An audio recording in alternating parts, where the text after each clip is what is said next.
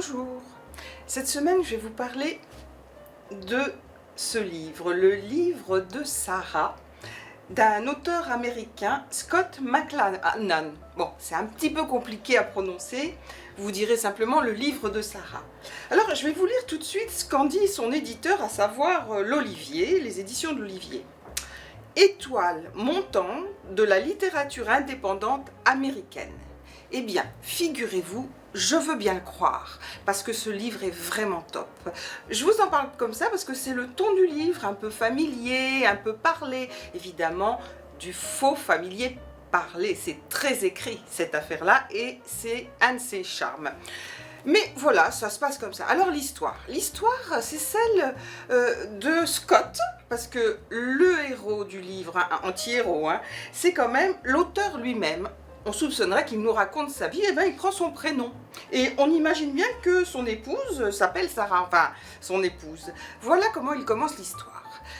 Je suis arrivée en retard à mon divorce d'avec Sarah parce que j'étais en train de lui écrire une lettre d'amour. Voilà, tout est dit. Ce roman est un magnifique chant d'amour pour une femme qui est la dite Sarah. Il en fait un portrait magnifique. Mais alors pourquoi ont-ils divorcé? Eh bien, il faut dire que Scott est plutôt du genre dépressif, paumé, pas bien dans sa peau, un mal-être constant qui a fini par noircir la vie quotidienne et l'avenir de ce couple. Et Sarah, à un moment donné, elle n'en pouvait plus, elle a demandé le divorce. Et par flashback, ils nous racontent leur histoire d'amour qui a été fabuleuse. Alors, ils ont ri, ils ont partagé, ils se sont aimés, ils ont beaucoup ri ensemble, ils ont eu 2 enfants aussi. Il y a toutes les photos de la famille dans le livre, ils sont adorables, les 2 petits bambins. Et pourtant, ben voilà, ça a débouché sur ça. Alors, ce qui est intéressant dans ce livre, c'est que cet auteur sait parfaitement rendre compte du savoureux de la vie. On rit beaucoup dans ce livre, paradoxalement. Il sait, par exemple, il y a un petit enfant, Sam, leur enfant, qui a 2 ans, 3 ans, et il adore être tenu par les pieds, la tête en bas. Il reste comme ça des heures. Le père est assez inquiet. Il dit si, je veux rester encore, c'est le grand-père qui le tient. Et figurez-vous qu'il devient tout rouge, l'enfant, enfin bref.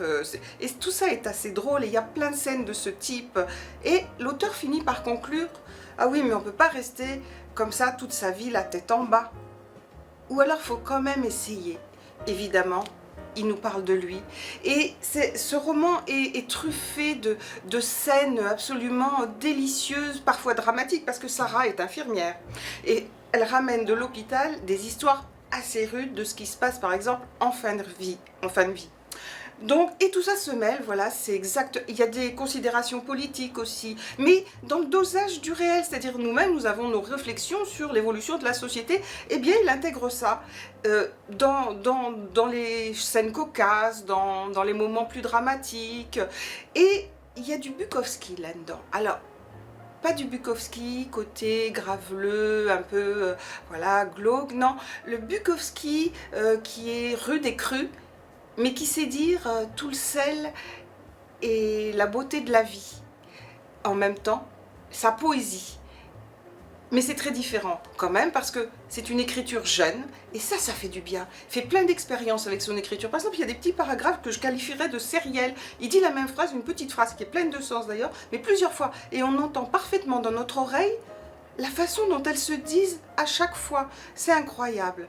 Bon, c'est vraiment un auteur qui sait dire la vie sous toutes les coutures. Je vous le recommande.